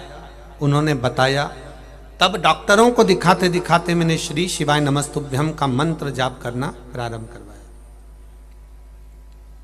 एक चादर भी उसके पांव में लग गई थी जिससे उसका दर्द था। 24 घंटा वो दर्द रहा करता था। उसे बॉम्बे के धीरू भाई अंबानी हॉस्पिटल में भी दिखाया। बाबा की ऐसी कृपा हुई गुरुदेव, जहां जहां पर दिखाया आराम कुछ नहीं लगा। तब शिव जी की 3 माला श्री शिवाय नमस्तुभ्यम की और 1 लोटा जल और 1 बेलपत्र जब देवाधिदेव महादेव को चढ़ाना प्रारंभ करा, आज बालक धीरे धीरे ठीक हो गया। उसका नाड़ी काम करना प्रारंभ कर दिया। यह शिव तत्व है। एक पत्र और इन्होंने लिखा है, मैं दीपशिखा चौबे हायर सेकेंडरी बेमा बिलासपुर में लेक्चरर हूँ। मैं मार्च 2022 से शिव महापुराण की कथा सुनती हूँ। 2 बार सीहोर भी बाबा के धाम होकर आई हूँ। और बाबा का धाम ऐसा धाम है जहाँ पर एक बार चले जाओ तो बाबा 3 महीने में वापस बुला ही लेता है। मेरे श्री शिवाय नमस्तुभ्यम का महत्व बताएं। 250 व्यक्ति ऐसे हैं गुरुदेव मेरी दृष्टि में, जो कभी भगवान के मंदिर नहीं जाते थे, जो कभी शंकर के मंदिर नहीं जाते थे, अपने धर्म से विचित्त हो गए थे, धर्म से दूसरे धर्म में प्रवेश कर गए थे। उनको भी केवल शंकर पर जल चढ़ाने के बहाने, शिव के मंदिर तक ले जाने के बहाने वो 250 को मैं वापिस आस्तिक बना दी हूं। ये शिव तत्व है, ये शंकर है। और घड़ी बैठिए बहन, बहुत बहुत साधुवाद आपको। श्री शिवाय नमस्तु। तेरी कृपा बिना नहीं ले एक भी अणु, लेते हैं श्वास तेरी कृपा से तनु तनु। बखान क्या करूं मैं राखों के ढेर का, चपटी भभूत में खजाना कुबेर का। शिव तत्व इसको कहते। अंबानी हॉस्पिटल में दिखाने के बाद भी जिसको आराम ना मिला, थक गई दिखा दिखा कर, तब शिव के मंत्र का स्मरण किया। तब देखो, पहले तो पढ़ा लिखा व्यक्ति और अपने बच्चों को समझा देना कि बेटा शिव के मंदिर जा, तो बच्चे भी कह देते मम्मी तुम इतनी बड़ी पढ़ी लिखी हो, लेक्चरर हो, कॉलेज में पढ़ाती हो, स्कूल में पढ़ाती हो, तुम कहां शंकर जी के चक्कर में पड़ी हो, कहां शिव के चक्कर में पड़ी। कई बच्चे ऐसे भी होते हैं जो अपने माता पिता से कह देते हैं क्या करना आपने। पर दीदी आपको साधुवाद है, धन्यवाद है कि आपने अपने बच्चे को समझाया और शंकर जी का मंत्र जाप करवाया, उसके लिए साधुवाद है। और बच्चे की दृष्टि में शिव तत्व जागृत है। आपसे भी निवेदन है, अपने बच्चों को समझाओ। दुनिया के लोग दिन भर फेसबुक पर, यूट्यूब पर, इंस्टाग्राम पर केवल शिव पुराण की बुराई करना चाहेंगे, क्योंकि कई लोगों को शिव पुराण भाती ही नहीं है। महाराज जी ने टोटका बता दिया, महाराज जी ने यह बता दिया, महाराज जी ने वो बता दिया। ये वो लोग हैं जो सनातन धर्म को तोड़ना चाहते हैं। और हमारे नवयुवक बेटा बेटियों को जो मोबाइल चलाने वाले हैं, इंस्टाग्राम चलाने वाले हैं, फेसबुक यूट्यूब चलाने वाले हैं, उनको ले जाकर किसी दूसरे धर्म में छोड़ने वाले हैं। बुराई में वो 24 घंटे लगे रहते हैं। पर उसका एक ही जवाब है, आप शंकर की भक्ति में खोए रहो। जितने खोए रहोगे, वो एक बार लिखेगा, 2 बार लिखेगा, 4 बार लिखेगा, 10 बार लिखेगा, आखिरी में खुद ही मुंडा बंद करके बैठ जाए। तुम्हें क्या करना? क्या किसको रोइए? चादर तान के सोइए। करेंगे लोग। अपने नवयुवक बच्चों को कहो, बेटियों से कहो शिव मंदिर जाओ, बेटों से कहो शंकर के मंदिर जाओ, छोटे छोटे बच्चों से कहो शंकर जी के मंदिर जाइए। जाओ शंकर के मंदिर में 1 लोटा जल चढ़ाओ। क्या होगा जल चढ़ाने से? कहा ना, हम ये नहीं जानते कि जल चढ़ाने से क्या होगा, पर इतना जरूर है, जिनके बच्चे शंकर के मंदिर का चढ़ा हुआ चरणामृत पी लेते हैं, फिर वो किसी मदिरा की दुकान पे दारू नहीं पीते हैं, ये निश्चित है। लगाओ अगरबत्ती भगवान शंकर के मंदिर में, लगाओ धूप बत्ती भगवान शंकर के मंदिर में। क्या होता है धूप बत्ती अगरबत्ती लगाने से? जिनके बच्चों के हाथ में बचपन से अगरबत्ती और धूप बत्ती पकड़ा दी जाती है, बाद में वो बीड़ी और सिगरेट नहीं पकड़ते हैं, ये निश्चित है। पकड़ाओ बच्चों को अगरबत्ती धूप बत्ती। कितना गलत चलन लाकर रख दिया, कितना गलत चलन। हमारे भारत के लोगों को तोड़ने के लिए कितना गलत चलन है। बच्चा थोड़ा सा बड़ा हुआ, मां ने अपना स्तनपान कराना बंद करा और उसको बोतल पकड़ा दी। क्या पकड़ाई? वो बोतल काय की बोतल थी? दूध की। अब दूध की बोतल पकड़ाई, ना जाने कौन नक्षत्र में पकड़ाई थी। दूध की बोतल पीते पीते स्कूल जाए तो पानी की बोतल आ गई, पानी की बोतल बंद हुई तो कोल्ड ड्रिंक की बोतल कॉलेज में आ गई, कोल्ड ड्रिंक की बोतल बंद हुई। समझ गए? बड़े चतुर हो रहे। अब महाराज के पास जाकर के रहे हो, गुरुजी कुछ ऐसी कृपा कर दो, इनकी बोतल छूट जाए। गुरुजी बोले, इनकी माता ने पकड़ाई थी, वो जन्म से पकड़ाई, आखिरी तक नहीं छूट पाई। अपने बच्चों को अगर पकड़ाना है तो सनातन हिंदू धर्म की ध्वजा पकड़ाई है। बच्चे संवरेंगे, समझेंगे। पकड़ाओ अगरबत्ती, पकड़ाओ धूप बत्ती, कहो 1 लोटा हाथ में जल लेकर जा भगवान शंकर के मंदिर तक। बच्चे पूछेंगे क्या मिलेगा? क्या मैं पास हो जाऊंगा? क्या मैं ये हो जाऊंगा? कर्म करना पड़ेगा, मेहनत तुम करो और 1 लोटा जल चढ़ाओ। क्या होगा? कुछ नहीं होगा। जब 1 लोटा जल चढ़ा कर आएगा तो मेरा महादेव तेरे साथ में चलेगा, तेरे साथ हर पल, हर घड़ी, हर क्षण वो रहेगा। जब आप एक सुबेरे सुबेरे जाकर ब्रह्म मुहूर्त में जाकर 7 बजे, 8 बजे, 9 बजे, जितना तुम्हें समय मिल जाए, जब तुम शिव जी के मंदिर जाके जब जल चढ़ाते हो, जल चढ़ाना मतलब तहसील में जाकर प्रॉपर्टी के कागज पर साइन कर देना। साइन कर दिया मतलब प्रॉपर्टी, प्लाट, जमीन, मकान तुम्हारा हो गया। तुम शिव जी के मंदिर में जब जल चढ़ाते हो, समझ लेना वो पूरा दिन शंकर जी की कृपा से तुम्हारा रहेगा, तुम राशि ठाट में रहोगे। ये शिव तत्व, ये शंकर है। करो भजन उस महादेव, मेरा देव अधिदेव महादेव कभी खाली नहीं छोड़ सकता। गांधारी के लिए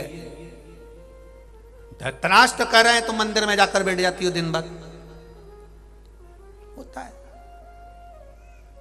वो तो। अब का समय, जब से टीवी पर शिव महापुराण की कथा चालू हुई है, तब से लोगों ने बच्चों को मंदिर भेजना चालू करा। नहीं तो कोई लड़का सुंदर कांड में रोज चले जाए, या हनुमान जी के हनुमान चालीसा में चले जाए, या रोज रोज मंदिर जाए, या गुरु के दरवाजे जाए, तो बाप होन इतने विचित्र हैं कि पिता होन गुस्से हो जाते हैं। जा तू तो बाबा बन जा, जा बैठ जा मंदिर में जाके, काम तो करते बनता नहीं है।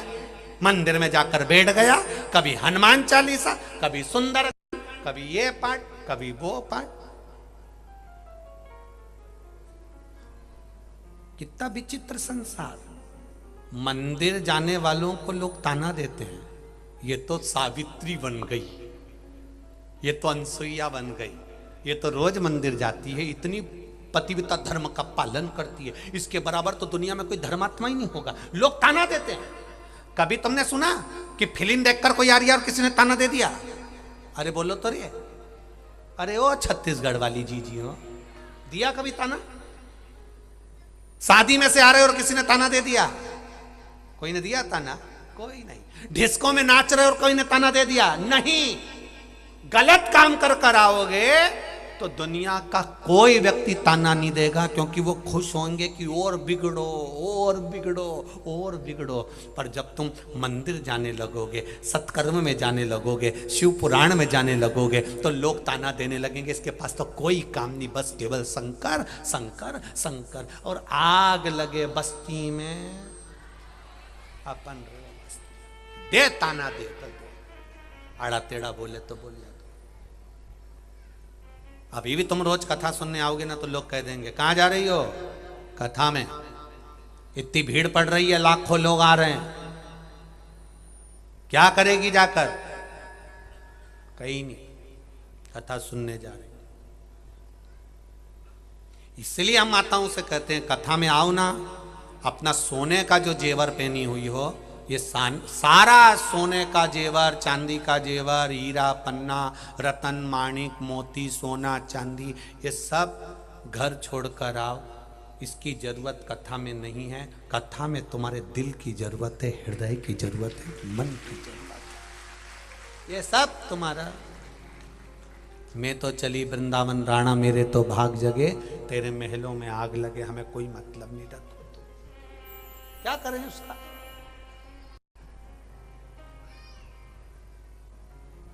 चोटा होनी सुधर रिया तो अपन सुधर जा। चोरों का काम है चुराना, तो अपना काम अपन क्यों फालतू का सामान पहन के आओ? अपन तो भगवान का भजन करने आओ, तो शांति से आनंद में कुछ कुछ।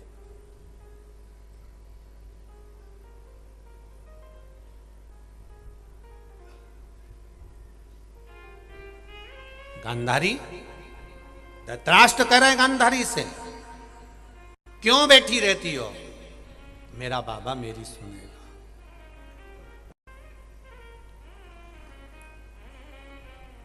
शिवरात्रि का दिन था, गांधारी को ध्यान नहीं था, आंख पर पट्टी थी, उसको नहीं मालूम कि शिवरात्रि है कल। रात भर गांधारी को नींद नहीं आई, पलटती रही, बैठती रही, उठती रही। सुबह सुबह दासी का हाथ पकड़ा,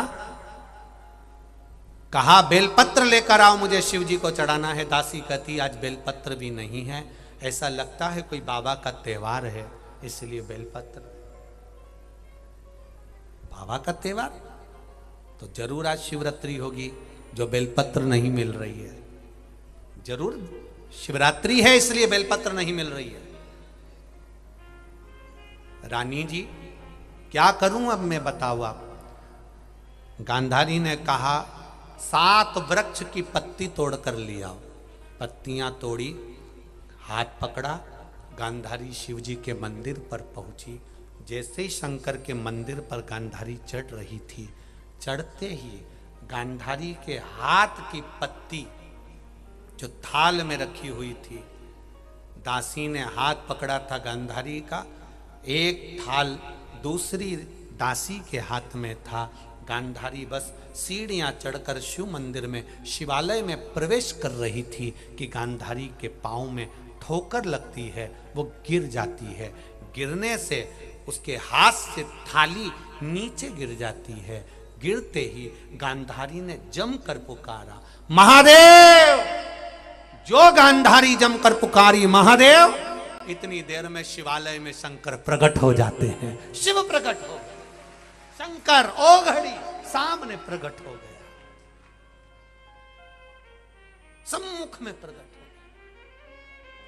उसको दिख नहीं रहा, पट्टी बंधी हुई है। उसको केवल एक ललक है महादेव को पाने की, इसलिए वो आई है। आज बेलपत्र भी नहीं था, केवल पत्ती थाली में रखी थी, केवल पत्ती। कितना सरल, इसको कहते हैं आशुतोष। थाली पूजन के गिर गई, सामान गिर गया, केवल दिल से पुकार लिया तो भी मेरा आशुतोष भगवान शंकर प्रकट हो गया। ये दिल की डोर है, तो भी प्रकट हो गया। मेरे नवयुवक बेटा बेटियों से निवेदन है, जिस समय तुम कंपटीशन एग्जाम देने जाओ, जिस समय तुम परीक्षा देने जाओ, जिस समय तुम पूरी मेहनत कर रहे हो और मेहनत के साथ फल नहीं मिल रहा, उस समय पर मेरे महादेव को दिल से पुकारना। आज मैं एग्जाम देने जा रहा हूं, मुझे विश्वास है एक लोटा जल मेरे बाबा को चढ़ाया है, मेरा बाबा मेरे साथ चल रहा है, परीक्षा भी वही देगा और पास भी वही कराएगा। ये उसके बल पर चल रहा है। एक पत्र आया है, देखिए।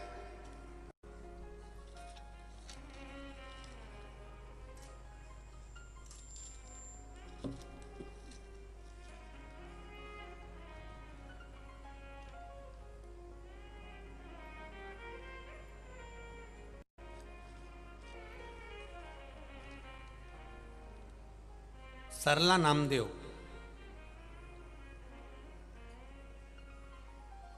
मैं राजनंद गांव से आई हूं, 38 वर्ष की मेरी आयु है। कहीं बैठी हो सरला जी? नामदेव तो हाथ हिलाइएगा कहीं बैठी हो तो। अच्छा आप ही हैं? श्री शिवाय नमस्तुभ्यं, हाथ हिला दो एक बार। मैं सरला नामदेव, गुरुजी मेरे राजनंद गांव से आई हूं। मैं 38 वर्ष की हूं। मेरी आंख का एक नस चोक हो गया था और आंख से पानी निकलना चालू हो गया था। इसको निकलते निकलते 10 वर्ष हो गए थे।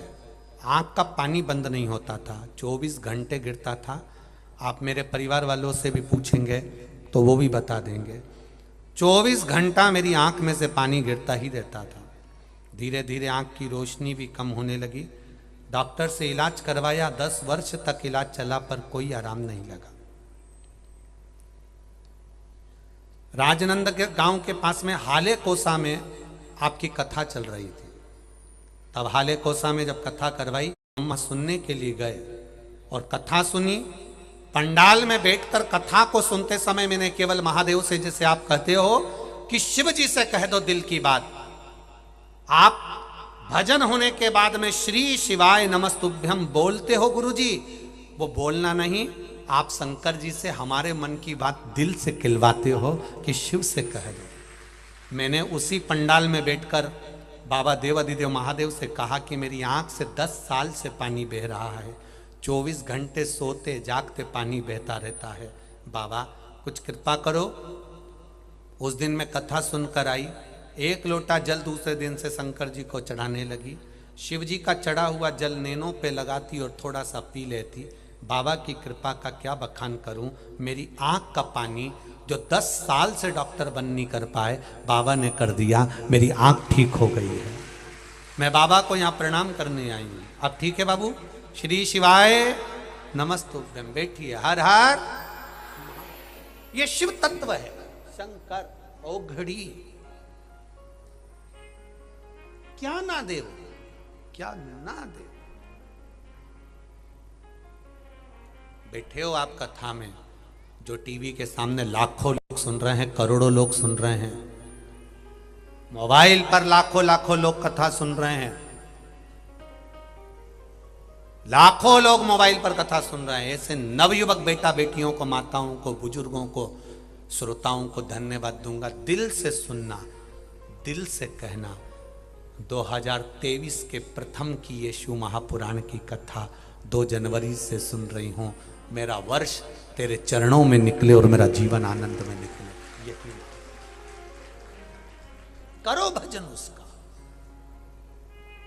ये आप लोग इतने, ये नवयुवक बेटे बेटियां आए हैं, बच्चे लोग आए हैं, नवयुवक लड़के लोग आए हैं, नवयुवक बेटियां आई हैं, बहुएं आई हैं, बुजुर्ग माताएं आई हैं, भाई लोग आए हैं। आप लोग चिंता ना करना। कोई पूछे तुमसे कि महादेव क्या देते हैं, तो कह देना ये तो बाद में मालूम पड़ेगा क्या देते हैं। और नहीं भी देगा ना वो, तो इतना बहुत है कि मैं 3 घंटे कथा में बैठ गया तो मेरे मुंह से झूठ तो नहीं निकला, पाप तो नहीं हुआ, कपट तो नहीं हुआ, छल तो नहीं हुआ, बेईमानी तो नहीं हुई। 3 घंटे अगर मैं कथा में बैठ गया, मैंने पाप तो नहीं किया ना, छल तो नहीं किया ना, बेईमानी तो नहीं करी ना। 3 घंटे अगर कहीं बैठता तो 2-4 बार तो झूठ बोल लेता, 2-4 बार पाप कर लेता, 2-4 बार कपट कर लेता, 2-4 बार बेईमानी कर लेता। पर 3 घंटे तो कुछ नहीं करा, बैठा रहा, कथा सुनता रहा। सियोर वाला महाराज बोलता रहा, अपन सुनते रहा। कैसे भी सुनी तो कई लोग आते हैं, साहब हमारे रिश्तेदार कथा करवा रहे हैं तो हमको तो कथा में आना ही था। तो हम कहते इतना एहसान काय को करा, आना ही था। ये तो उसमें का हाल हो गया। एक महाराज जी कथा करने के लिए आए, पटेल साहब से बोला, गांव के सरपंच साहब से कहा हमें यहाँ कथा करना है साहब, अध्यक्ष साहब हमें यहाँ कथा करना है। अध्यक्ष ने कहा साहब हमारे यहाँ तो कोई कथा सुनता नहीं है। नहीं साहब हमें तो कथा करना है, तुम व्यवस्था करो। तो अध्यक्ष साहब बोले हमारे पास कोई व्यवस्था तो है नहीं, कुछ नहीं करना, केवल एक दरी बिछा दो, एक पाटा रख दो, चौकी चौरंग, हम कथा कह देंगे। उन्होंने दरी भी नहीं थी तो बेचारे सरपंच ने अपनी धोती उतारी और धोती को बिछा दिया। गांव में सूचना कर दी, सब कथा सुनने आओ। सब लोग कथा सुनने आ गए। महाराज जी ने कथा कहना प्रारंभ कर दिया। कथा करते करते 3 घंटे की कथा थी, 1 बजे से 4 बजे तक। 2 बजे सब भग गए, जितने सुनने आए थे सब 2 बजे चले गए। अकेला सरपंच बैठा, अकेला पटेल, अकेला वो अध्यक्ष बैठा, अकेला। महाराज जी कथा कहे, 4 बज गई। महाराज जी ने अक्षतम केशवम राम नारायणम करा, आरती करी। आरती कर महाराज जी उठे। महाराज जी ने कहा सब चले गए, 2 बजे ही चले गए गुरुजी, तुम नहीं गए? अध्यक्ष बोले मैं तो कब का चले जाता, पर मेरी धोती पे तुम बैठे थे, मैं तो कब का चले जाता। कई लोग कहते हैं हमारे रिश्तेदार कथा करवा रहे तो जाना तो पड़ता ही है, आना तो था। तो हमने रिश्तेदारों से कह दिया इनको काहे को बुलाया जब इनके दिल में महादेव ही नहीं आया। क्या कर, कथा में वो जाए जिसके भीतर कथा सुनने की ललकता हो और शिव को पाने की ललकता हो, वो कथा में पहुंच जाओ, कथा में मिलेगा। मेरे भोले तेरा सहारा है, मेरी नैया का तू किनारा। गांधारी चिल्ला दी, ना बेलपत्री थी ना जल था, नीचे गिर गई थी और गांधारी ने चिल्लाया महादेव, चिल्लाई जमकर महादेव। जमीन पर चित्ती पड़ी है, गिर गई थी, नीचे पड़ी है, महादेव के सामने साष्टांग पड़ी है। और गांधारी ने आवाज लगा दी महादेव। जो चिल्लाया, मूरत में से मेरे महादेव प्रकट हो गए। गांधारी उठो, उठो। धीरे धीरे गांधारी उठी।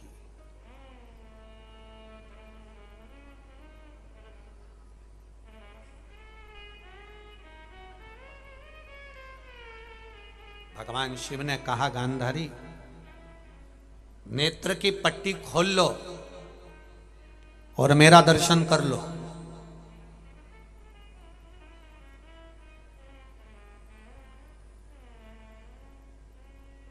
नेत्र की पट्टी खोलो, मेरा दर्शन कर लो। गांधारी ने कहा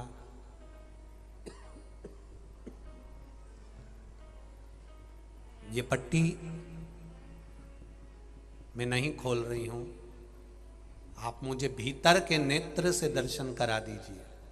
शिवजी ने उसको भीतर के नेत्र से दर्शन कराया। मांग क्या दूं मैं तुझको, तुझे क्या प्रदान करूं, मांग ले गांधारी, बोल तुझे क्या दिया जाए। गांधारी कहती है, इन नैनों में आप आकर समा जाएं।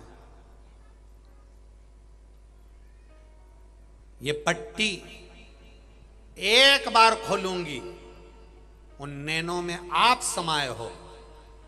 जब मैं पट्टी खोलूं, जिसको देख लूं वो पाषाण का हो जाए, लोखंड का, पत्थर का, जैसा उसका शरीर वज्र का हो जाए।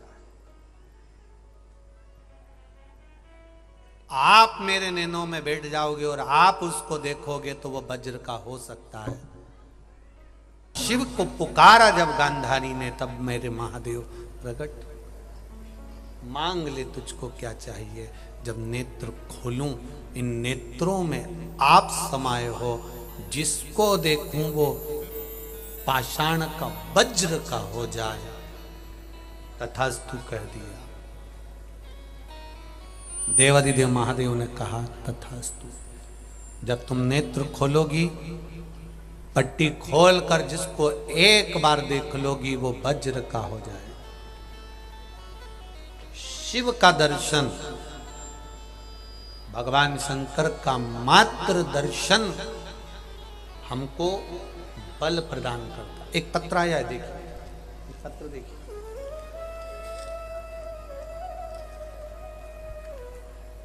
मैं साधना साहू, कसडोल से जिला बालोदा बाजार, भाटापारा, छत्तीसगढ़ की रहने वाली हूँ। कहीं बैठी हो तो हाथ हिलाइएगा। अगर कहीं बैठी हो तो हाथ हिलाइएगा। मैं साधना साहू, कसडोल से जिला बालोदा बाजार, भाटापारा, छत्तीसगढ़ से हूँ। कहीं बैठी हो तो हाथ हिलाइए। इधर हैं क्या? हाँ, दोनों हाथ हिला दो एक बार। श्री शिवाय नमस्ते। मेरी माँ को 2018 में कैंसर हो गया था, जिसका इलाज कराने से ठीक हो गया था, पर अभी 2022 में फिर से कैंसर का लक्षण उभरने लगा, जिसके कारण उनका पैर बहुत सूज गया और चलना फिरना बंद हो गया, पलंग पर पड़ गई। डॉक्टर ने फिर उनके इलाज के लिए कहा, पलंग पर पड़ गई, उठ नहीं पा रही, चल नहीं पा रही। इसी बीच में मेरे भाई का ट्रेनिंग भोपाल में था। हमने हमारे भाई से कहा कि सीहोर वाले महाराज कथा में कहते हैं कि रुद्राक्ष का जल, वो भी सीहोर कुबेरेश्वर धाम का जो रुद्राक्ष है उसका जल औषधि के कार्य आता है। आप वो जल लेकर, रुद्राक्ष लेकर जाओ। फिर मेरा भाई सीहोर गया, वहां से रुद्राक्ष लेकर आया कुबेरेश्वर धाम से। उस रुद्राक्ष को रात्रि को जल में गलाते, सवेरे शंकर जी को चढ़ाते। वो शंकर जी का चढ़ा हुआ जल हमारी माता जी को देते। जो माँ पलंग पर पड़ गई थी दूसरी बार कैंसर में, उठ नहीं सकती थी, हिल नहीं सकती थी, डॉक्टर ऑपरेशन का बोल रहे थे, माँ को जब रुद्राक्ष का जल देना चालू करा, आज मेरी माँ की तबीयत में सुधार है और उनने चलना फिरना चालू कर दिया। डॉक्टर ने भी अभी ऑपरेशन का मना कर दिया है। भगवान भोलेनाथ ने मेरी माँ को संभाल लिया है। ये शिव तत्व है, ये शंकर। एक बात और कहना चाहेंगे, कुबेरेश्वर धाम के रुद्राक्ष का आनंद फिर कहेंगे। वो रुद्राक्ष आपको सीहोर में बिकता नहीं है। सीहोर में कुबेरेश्वर धाम पर वो रुद्राक्ष निःशुल्क मिलता है। पर अभी तक जो रुद्राक्ष अभी थोड़े दिन से जो बांट रहे थे, 15 दिन 1 महीने से, लोगों के मेडिकल की रिपोर्ट देखकर कि आपकी तबीयत खराब है तो दे दिया। पर 5 तारीख से मेडिकल की रिपोर्ट देखकर भी रुद्राक्ष वितरण बंद कर दिया जाएगा। अब सीधे 16 फरवरी से 22 फरवरी तक ही वितरण होगा। 16 तारीख से जो शिव महापुराण की कथा सीहोर में रुद्राक्ष उत्सव होगा, चाहे मेडिकल वाले हों, चाहे साधारण हों, चाहे बच्चे हों, चाहे बड़े हों, जितने बिना आधार कार्ड के देखकर, बिना आधार कार्ड के बस लाइन में खड़े हो और आप रुद्राक्ष ले और वो रुद्राक्ष आपकी जिंदगी में हमेशा आपको रोग से मुक्त रखे और सर्वदा संपदा की वृद्धि करे। ऐसा रुद्राक्ष उत्सव 16 फरवरी से चालू हो रहा है, जिसमें आप सब परिवार पूरा छत्तीसगढ़ आमंत्रित है। बाबा की कृपा से पूरा भारत आमंत्रित। आनंद लीजिए। 5 तारीख से जो मेडिकल की रिपोर्ट देखकर रुद्राक्ष दिया जा रहा था, वो भी 5 तारीख से बंद कर दिया जाएगा, क्योंकि रुद्राक्ष उत्सव की तैयारियां हैं। थोड़ा बाबा के धाम में वैसे भी निर्माण कार्य चल रहा है। इतना जगह नहीं है बाबा की कि बहुत सारी जगह हो, जितना निर्माण कार्य 1 महीने के अंदर और भी जल्दी जल्दी निर्माण कार्य कर दिया जाएगा। तो 5 जनवरी से मेडिकल की रिपोर्ट देखकर भी रुद्राक्ष नहीं मिलेगा। तो इस अंदाजे में अपना रहे कि हम आएंगे और रुद्राक्ष मिल जाएगा। अब सीधे रुद्राक्ष उत्सव में प्राप्त होगा। 16 फरवरी से रुद्राक्ष उत्सव रहेगा। आप सब आमंत्रित हैं। हमारे सीहोर के प्रत्येक धर्मशाला, प्रत्येक भवन आपके लिए पलक पावड़े बिछाकर तैयार हैं। पूरे भारत के लोग उस सुंदर रुद्राक्ष उत्सव में आए। सीहोर भोपाल के पास में है, जहां सीहोर ट्रेन भी आती है और आपके यहाँ से छत्तीसगढ़ की बहुत सी ट्रेनें सीहोर जाती हैं, डायरेक्ट सीहोर ही उतरती हैं।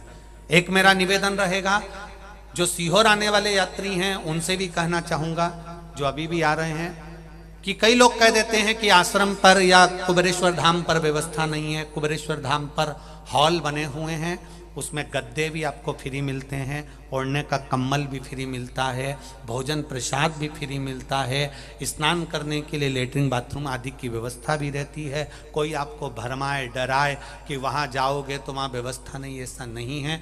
मेरे बाबा का धाम है, निर्माण कार्य चल रहा है, ये जरूर है, थोड़ी व्यवस्था अव्यवस्था हो सकती है, पर जब तक मेरा कुबेर भंडारी कंकर शंकर के रूप में वहाँ पर है, वो सारी व्यवस्था मेरा कुबेर भंडारी करता है।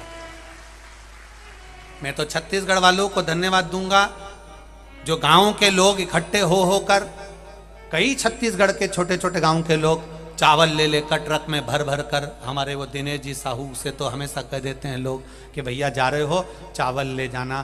तो छत्तीसगढ़ वालों का जो सहयोग मिल रहा है उसके लिए मैं बहुत बहुत साधुवाद, और जितने दानदाता जितना सहयोग कर रहे हैं उन सबको साधुवाद देता हूं। आपके सहयोग से, प्रेम से ये सुंदर 16 फरवरी का रुद्राक्ष उत्सव होगा, जिसको आप सबको संभालना है और आनंद लेना है। आशुतोष महापुराण की कथा में आशुतोष भगवान के बड़े गुण तत्व को हमें जाना है कि शिव कैसे प्रकट हो जाते। थाली गिरने से भी शंकर प्रकट है, एक शंकर का गुणगान करने से शिव प्रकट है। भगवान सृष्टि की रचना के लिए ब्रह्मा विष्णु महेश यहाँ पधार रहे हैं। जोरदार ताली बजाएं। गला बहुत, ब्रह्मा विष्णु महेश यहाँ पधार रहे हैं, जोरदार ताली बजाकर स्वागत करें। और भगवान शिव की भक्ति का आनंद करते हुए आज की कथा यहाँ विराम की ओर रहेगी। कल कथा फिर पुनः आनंद के साथ फिर 1 बजे से 4 बजे तक कथा रस तत्व को ग्रहण करेंगे। हर हर